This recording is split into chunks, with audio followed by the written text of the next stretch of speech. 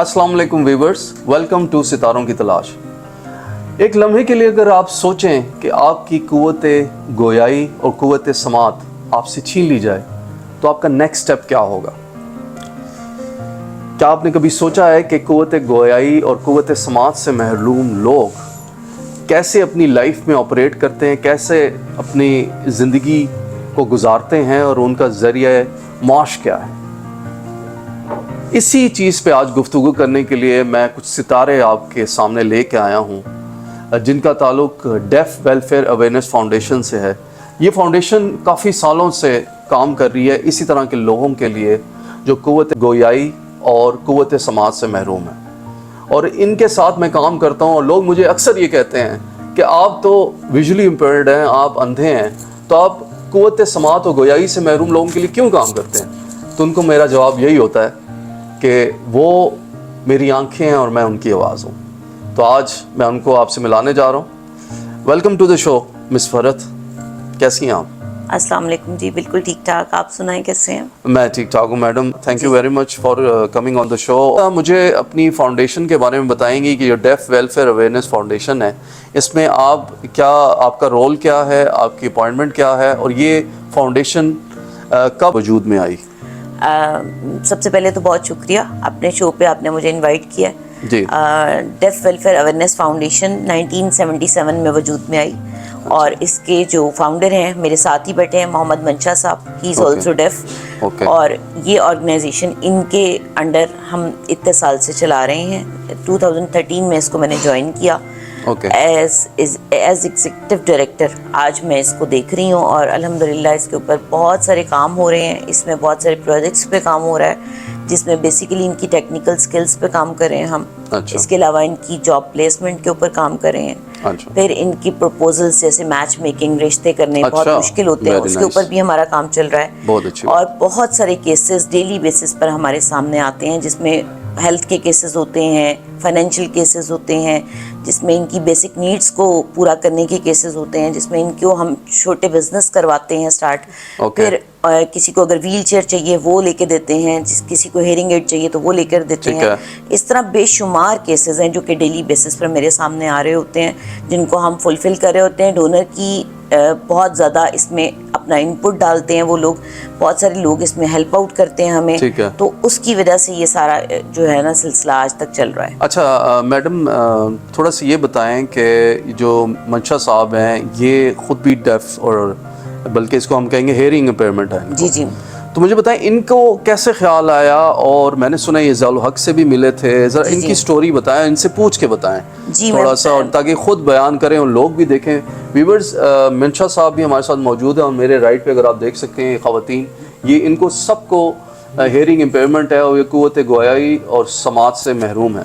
तो पहला सवाल मैं मियाँ मंशा साहब से कर रहा हूँ कि उनको ये कैसे ख्याल आया कि एक फाउंडेशन बनाई जाए, और ये जो ज़ियाउल हक साहब से मुलाकात है ये क्या वाक़या है? जी, मैंने इनसे ये क्वेश्चन जैसे जैसे आपने बताया मैंने इनको इंटरप्रेट कर दिया है और वो अब इसका रिप्लाई देने लगे। साइन लैंग्वेज यूज़ करती हैं? बिल्कुल, साइन लैंग्वेज में मैंने इनको बता दिया है सारा कुछ, और अब ये इसको अपना रिप्लाई देने लगे। जी, ये बता रहे हैं कि सबसे पहले तो बेहद शुक्रिया कि आज हम यहाँ पर मौजूद हैं। आप सबने हम सबको इकट्ठा किया है और आपने माशाल्लाह हर दफ़ा हर कदम पे हमारा साथ भी दिया है और इन ख़वातीन का साथ दिया है। और अब ये बता रहे हैं कि 1977 में मैंने इस ऑर्गेनाइजेशन का आगाज़ किया। ठीक है। और कह रहे हैं कि मैंने बहुत कोशिश की और बहुत ज़्यादा स्ट्रगल की। जब मैं माइग्रेट करके इंडिया से पाकिस्तान आया तो मैंने देखा कि बहुत सारी ख़वातीन, बहुत सारे मर्द जो डेफ हैं वो बिल्कुल कुछ नहीं कर रहे और बिल्कुल बेकार घूम रहे हैं। तो कहते हैं मुझे बहुत ज़्यादा एहसास होता था देख के कि मैं इनके लिए कुछ ना कुछ करूं। तो मैंने फिर बड़ी कोशिश की और इधर उधर भाग दौड़ करके मैंने कुछ सिलाई मशीनें इकट्ठी की। फिर मैंने जूता सिलाई करने की कुछ मशीनें इकट्ठी की और फिर मैंने एक जगह लेके इन सारी ख़वातीन और मर्दों को इकट्ठा किया और मैंने कोशिश की कि इनकी स्किल के ऊपर काम स्टार्ट करें। और माशाल्लाह उस वक्त बहुत रौनक लगी। बहुत सारी ख़वातीन भी ने अपने काम शुरू कर दिए, बहुत सारे मर्दों ने अपने काम स्टार्ट कर दिए। कह रहे हैं फिर उसके बाद मैंने जो ट्रैवलिंग के एक्सपेंस होते थे 50% ऑफ, वेव ऑफ करने वाले, कहते उस पर बहुत स्ट्रगल की और गवर्नमेंट ने मेरी बात सुनी और वो 50% ऑफ इनकी वजह से हुआ था। अच्छा, वेरी नाइस। अच्छा, ज़ियाउल हक से मिलने का जो वाक़या है वो प्लीज़ बताएं। मैंने सुना है कि ये ज़ियाउल हक से भी मिले थे और क्या उनसे गुफ्तगू? हाँ जी, ये बता रहे हैं کہ یہ کہہ رہے ہیں کہ میری ان سے کہتے ہیں میں ان کے ارد گرد بہت زیادہ سیکیورٹی تھی اور کہتے ہیں میں ان بہت دور کھڑا ہوا تھا, مجھے سمجھ نہیں آ رہی تھی کہ میں ان سے کیسے ملاقات کروں. تو کہتے ہیں کہ میں وہاں پہ کھڑا ہوا تو میں نے پھر بہت اونچی آواز میں ان کو ساؤنڈ سے آواز نکالی بہت زیادہ زور سے, اور تو انہوں نے ایک دم میری طرف دیکھ لیا اور مجھے آواز دے کے بلایا اور مجھے بہت زور سے گلے لگایا, بہت مطلب انہوں نے میرے ساتھ بہت اچھا سے ہگ کیا. اور ان کی کیا بات ہوئی ان سے؟ کہتے ہیں کہ ان سے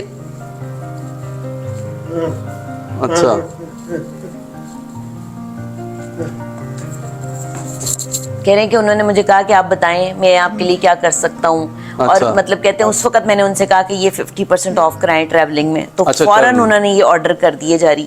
اور کہتے ہیں کہ انہوں نے اسی وقت کہا کہ جی انشاءاللہ یہ سارا کام ہو جائے گا. پھر اس کے بعد انہوں نے یہ کہا کہ آپ بتائیں آپ کو کون سی جگہ چاہیے, کیا کہاں پہ آپ کام کرنا چاہتے ہیں. اس کے لیے انہوں نے میرے ساتھ مطلب بات چیت سٹارٹ کر دی, لیکن اس کے فوراً بعد ہی نا کچھ عرصے بعد ہی ان کا انتقال ہو گیا اور اس کام کو ہم فلفل نہیں کر سکے.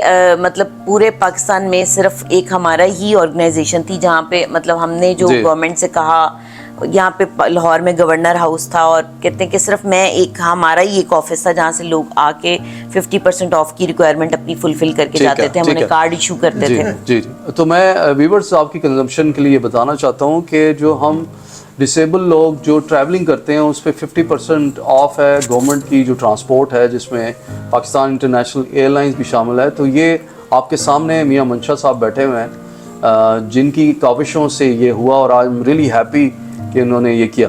اچھا میرا منشا صاحب سے یہ سوال ہے کہ میڈم آپ ان سے ضرور پوچھیں گی, جی جب یہ فاؤنڈیشن انہوں نے بنائی تو ان کو شروع میں کیا مشکلات کا سامنا تھا؟ کہ مجھے سب سے بڑی مشکل یہ تھی کہ میرے پاس جگہ کوئی نہیں تھی.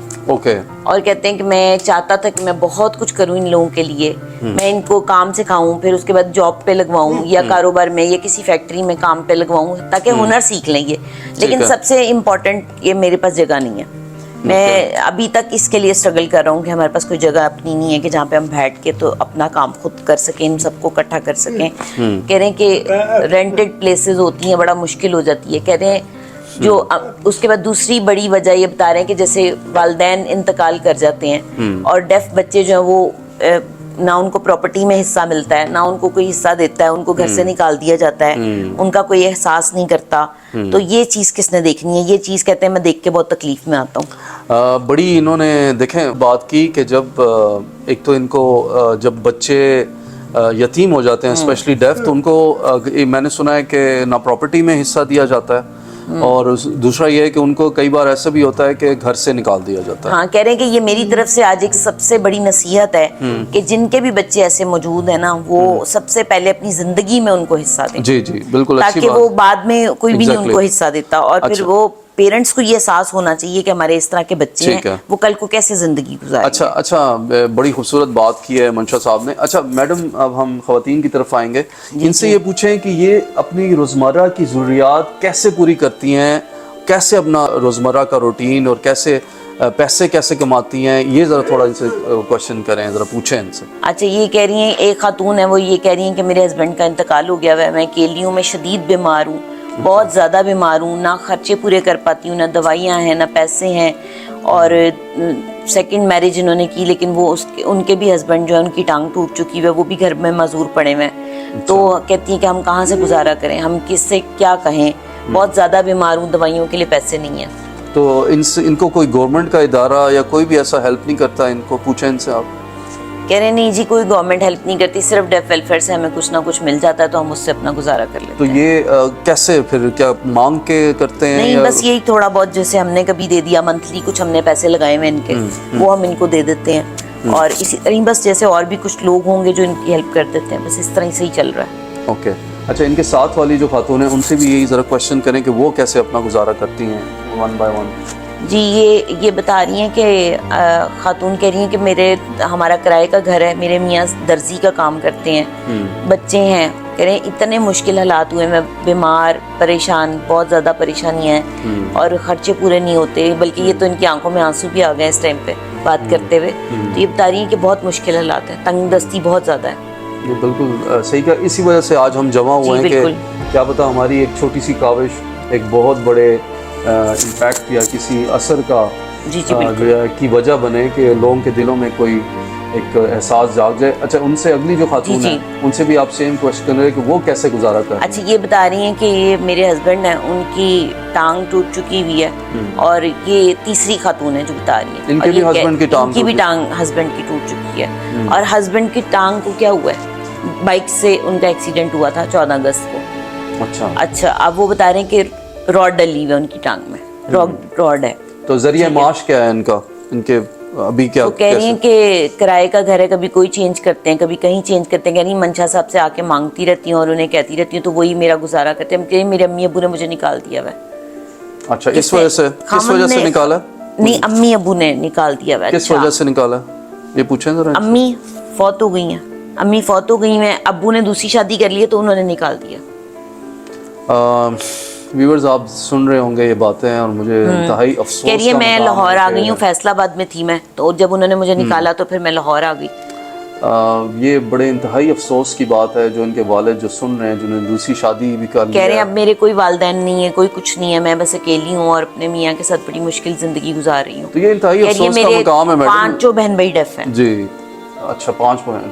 دیکھیں یہ بڑے افسوس کا مقام ہے. ان کے والد بھی دیکھ رہے ہوں گے شاید سن لیں اس بات کو کہ انہوں نے زندگی میں جنت کو ٹھکرا دیا. میں اس چیز کو کہوں اور دوزخ کا انہوں نے اپنے لیے منتخب کر لیا اس چیز کو کیونکہ اتنی اچھی اللہ تعالیٰ کی طرف سے نعمت ہے اور اس کو آپ سرو کریں. یہ اللہ کی طرف سے ایک ٹیسٹ ہے جس کو میں یہ منشا صاحب بتا رہے ہیں کہ ان سب کی شادیاں بھی میں نے کروائی ہیں اور مطلب ان کو پیسے دیے شادیوں کے. جی میں ان کی طرف آتا ہوں بالکل اسی طرف آتا ہوں. اچھا اگلی جو خاتون ہے وہ ان کے بارے میں چوتھی. جی میں بتاتی ہوں. جی یہ بتا رہی ہیں کہ میرے میاں جو ہے نا ان کو پرابلم ہے گردے کا. کہہ رہی ہیں ہم لوگ مانگ مانگ کے گزارا کرتے ہیں. جھگی میں رہتے ہیں یہ لوگ اور ظاہر ہے کہ پیسے مانگ کے گزارا کرتے ہیں اور بچے اگر کوئی مزدوری کے لیے جاتے ہیں تو ان کو بہت زیادہ مارا جاتا ہے. ہاں جی کہہ رہی ہیں امی ابو نے گھر سے نکال دیا. امی ابو فوت ہو گئے ہوئے ہیں اور بھائی نے گھر سے نکال دیا. اور کہہ رہی ہے میں باہر بھیک مانگ کے گزارا کرتی ہوں. پیٹ میں مروڑ اٹھتے ہیں کیا کریں کھانا نہیں کھا سکتے رو رو کے تو پھر مانگ مانگ کے گزارا کرتے ہیں. منشا صاحب اکثر ہمیں ہیلپ کرتے ہیں بہت زیادہ. نہیں دیکھیں انتہائی افسوس کا مقام ہے کہ یہ آئی ڈونٹ نو ویورز آپ دیکھ رہے ہوں گے کہ یہ ہمارے معاشرے کا اصل فیس ہے. کہہ رہی ہے میرے میاں شدید بیمار ہیں ان کے آپریشن کے لیے بھی میرے پاس پیسے نہیں. بس کہہ رہی ہیں بس مانگتے ہیں اور بھیک مانگتے ہیں تو بچوں کو مطلب وہ بتا رہے ہیں اگر مزدوری کے لیے بھیجتے ہیں تو وہ مارتے بہت ہیں تو پھر اس لیے ہم بہت مشکل میں ہیں. تو ویورز آپ سن رہے ہوں گے یہ ساری سٹوری اور بھی آگے بھی چلے گی کہ انتہائی افسوس کا مقام ہے جن لوگوں نے اس چیز کے جو یہ لوگ ذمہ دار ہیں وہ خود بھی سن رہے ہوں گے یا دیکھ رہے ہوں گے کہ انہوں نے اپنی جو ان کی رسپانسبلٹیز تھی ان سے بھاگ کے انہوں نے ان سب کو نکالا یا جو بھی ہے جس طریقے سے جن کے اوپر ذمہ داری ہے ان لوگوں کی گورنمنٹ کی ذمہ داری ہے. اور وہ کس طریقے سے آپ نے دیکھا کہ منشا صاحب جو ایک چھوٹی سی فاؤنڈیشن چلا رہے ہیں وہ ان سب کو دیکھ رہے ہیں. ان کے لیے تو یہی ایک مسیحا ہے.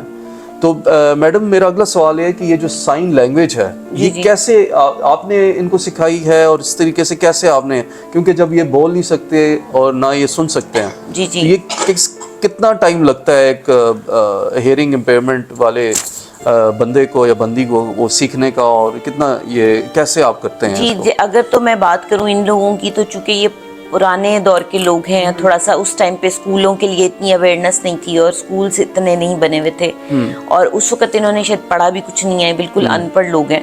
تو یہ ایک تو میں جیسے آپ کو بتاؤں آپ کی مدر کی جب ہم گود میں ہوتے ہیں تو جو مدر زبان بول رہی ہوتی ہے وہی ہم بھی بول رہے ہوتے ہیں. تو جن کے تو والدین ڈیف ہیں ان کو تو بائی برتھ اپنے والدین سے مدر ٹنگ میں یہ زبان مل جاتی ہے.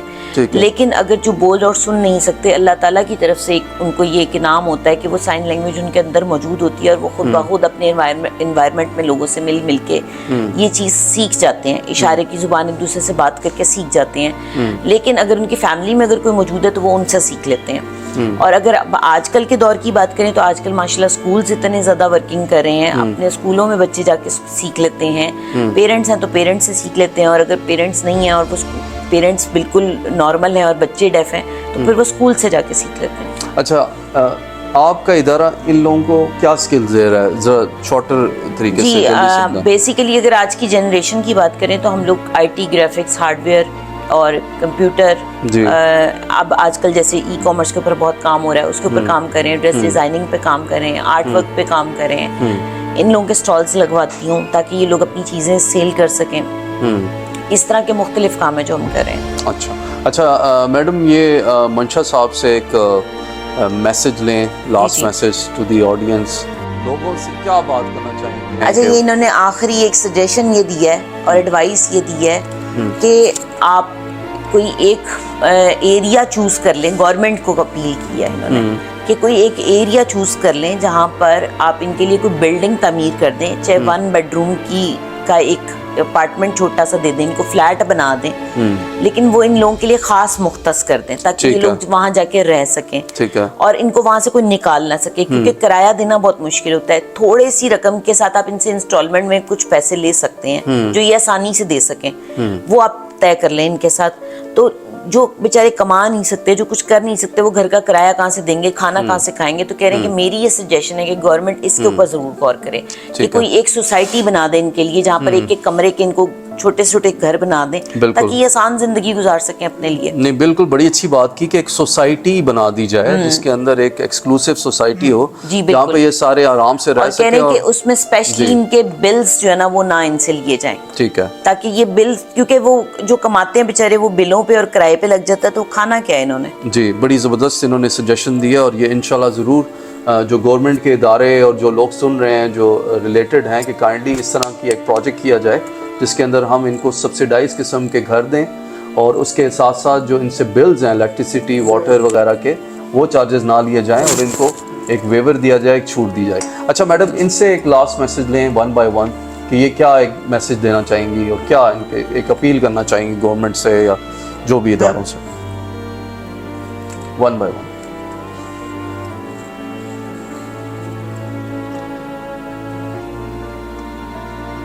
کہہ رہے ہیں کہ ہم لوگ کہہ رہے ہیں ہم کوشش پوری کرتے ہیں, لیکن ہم اتنی اپنی آواز بھی بلند کرتے ہیں, سب کچھ کرتے ہیں, لیکن کوئی نہیں سنتا اس بات کو. کہہ رہے ہیں کہ ہم چونکہ بول سن نہیں سکتے, ہم اپنی آواز نہیں بلا سکتے, ہم اشاروں کی زبان میں کیسے کسی کو اپنی بات بتائیں, اپنا پیغام دیں, ہم کیسے کسی کو بتائیں کہ ہمارے دکھ کیا ہیں, ہمارے پرابلمس کیا ہیں.